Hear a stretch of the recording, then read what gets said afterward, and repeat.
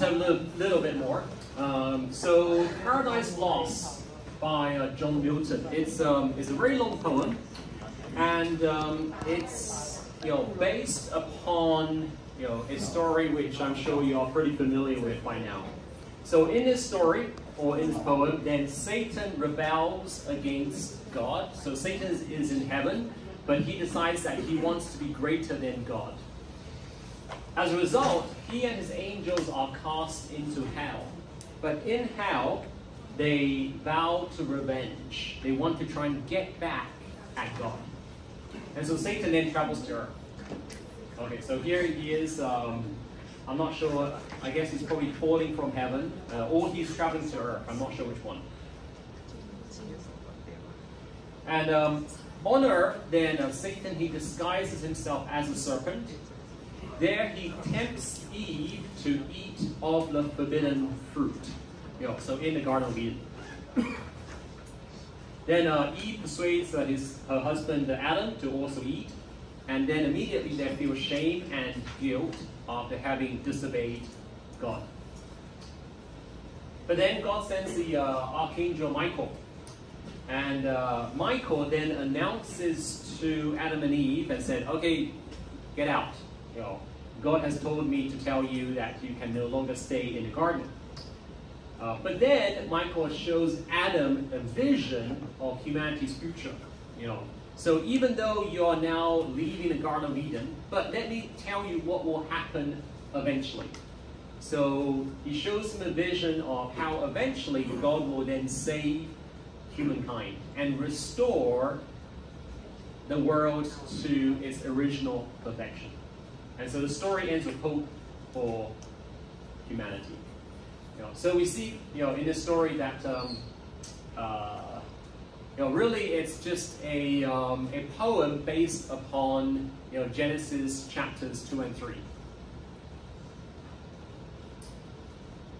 All right, the next story or story books which I want to mention is the Chronicles of Narnia by C.S. Lewis.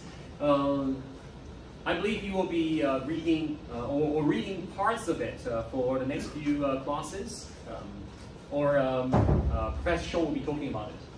All right, so in what's called the Lion and the Witch and the Wardrobe, I don't know, have any of you either read the Chronicles of Narnia or the Lion and the Witch and the Wardrobe, or at least watched the movie? There's a movie about it. Yeah, okay, a couple of you. All right.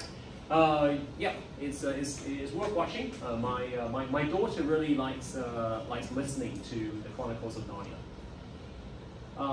So in Lion, Witch and the Wardrobe, then the four main characters are Peter, Susan, Edmund, and Lucy. And it's set during the Second World War.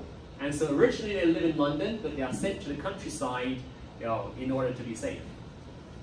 And in this large house, which is owned by this professor, then Lucy, who's the youngest, she finds a wardrobe.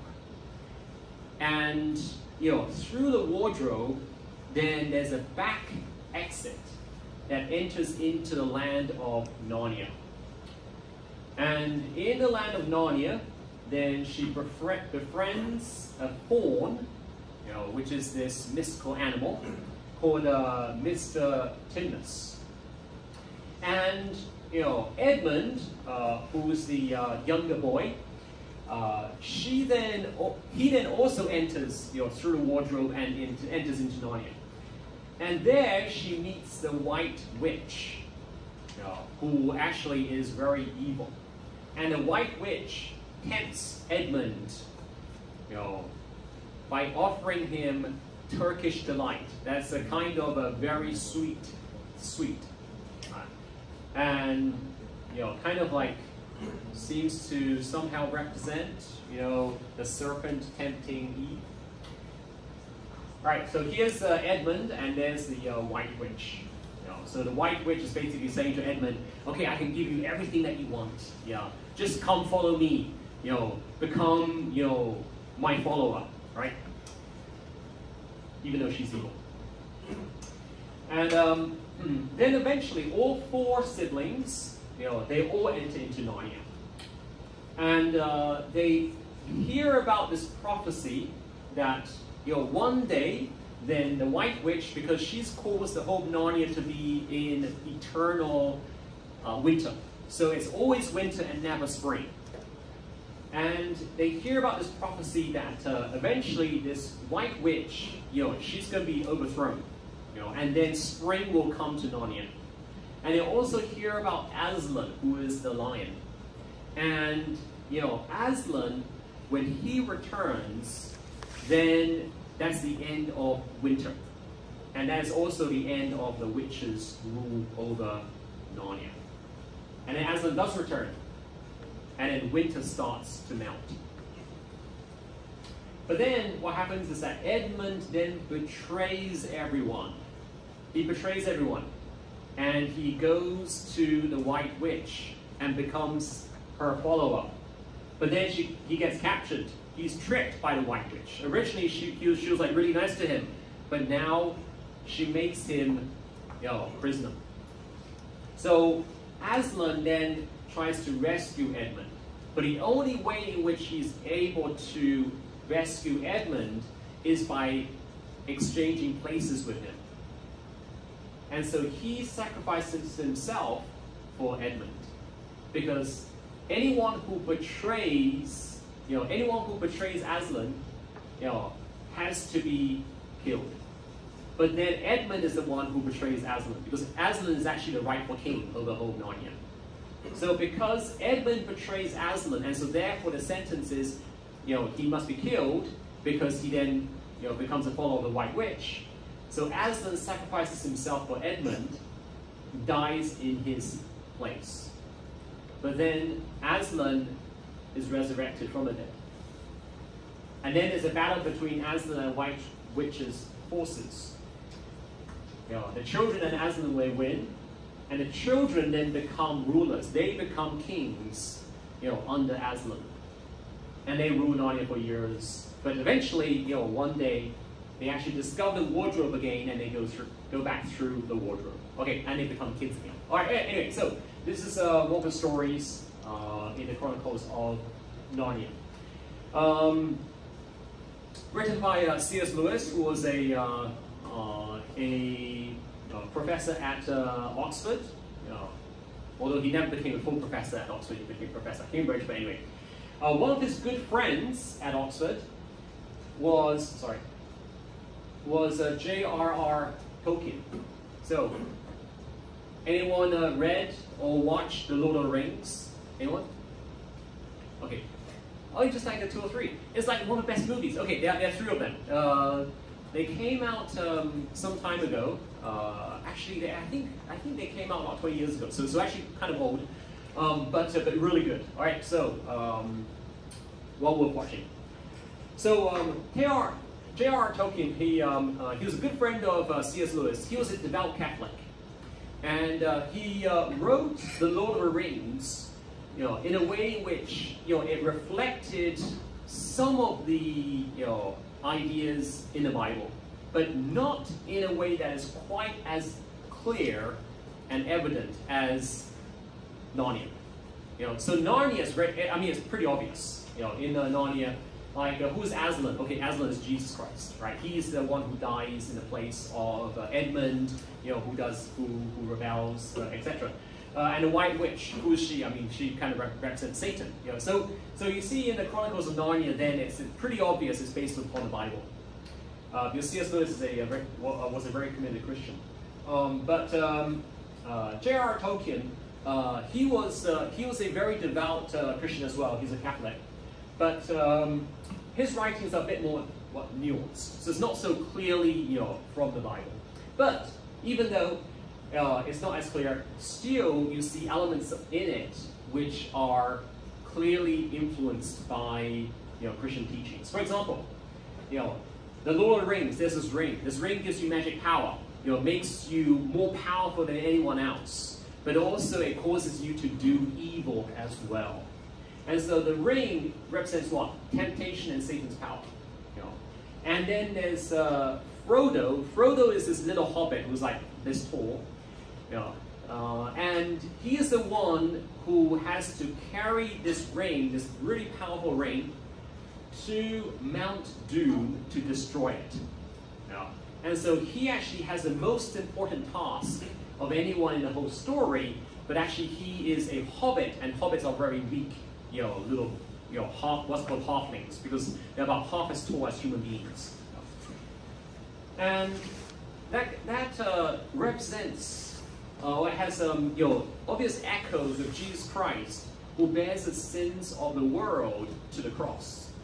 So in the same way that Frodo, he carries this ring, he's really weak, that he has to go up to this mountain to destroy the ring. In the same way, Christ, he carries the cross up a mountain, in order to destroy sin.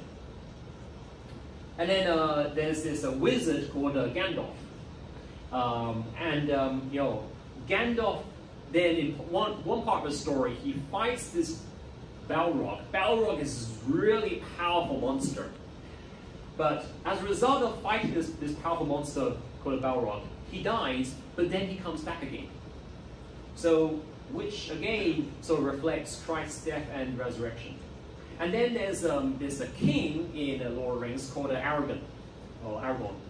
And eventually no one recognizes him to be king. They just think that he's some wanderer who walks around. But then eventually at the end of the story, then it shows that he is actually the rightful king coming back to his kingdom to become crowned as king. Which then reflects when Jesus Christ, he comes again to this world to become king. And, okay, so this is from the Lord of the Rings. I read this book. It's like really, really thick. When I was 15 years old. I think it's the thickest book I've read, other than the Bible. Okay, so usually I don't really read thick books. I'm re-listening to it right now. It's great. In fact, the Lord of the Rings was one of the main influences on Rowling when she was writing Harry Potter. And so if you like Harry Potter, then you'll probably like Lord of the Rings as well. Okay, all right, maybe I'll skip this part and let you, try and answer these questions. All right, so this is a quiz. Do we have time for a quiz, or shall I let them, come up with their own questions? How much time you go through this? In what, 5 or 10 minutes? Yeah. We have enough time? Okay. All right. So, can I ask you, to try your best to identify, which Bible story these lines come from? So, it's a quote from literature, and they have, they are referring to, a story in the Bible. So for some of you, it might be just purely a guess. It's just like randomly, okay, A, B, C, or D. But let's see whether some of you actually, are familiar enough with stories in the Bible to be able to know what refers to what. Okay, so first question: the serpent beguiled me, that's tempted me, and I did eat.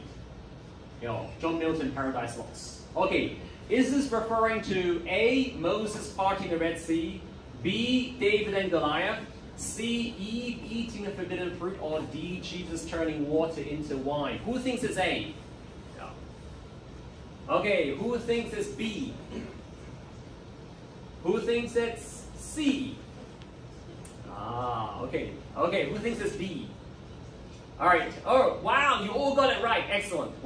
Okay, so this one is a bit easier. Okay, so next one. It is a truth universally acknowledged that a single man in possession of a good fortune must be in want of a wife. So this is a line from Jane Austen in Pride and Prejudice. So, is this a reference to A, the prodigal son, B, Adam and Eve, C, Solomon's wisdom, or D, marriage at Cana? Okay, who thinks it's A, prodigal son? Who thinks it's B, Adam and Eve? Who thinks C, Solomon's wisdom? Okay, who thinks D, marriage at Canaan? Okay, right, yeah. So some of you didn't put up your hand because you're like, I'm not sure. Okay, all right.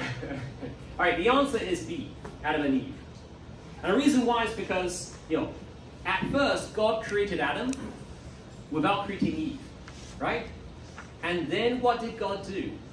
God took a rib outside of, out of Adam and used Adam's rib to create Eve, the first woman.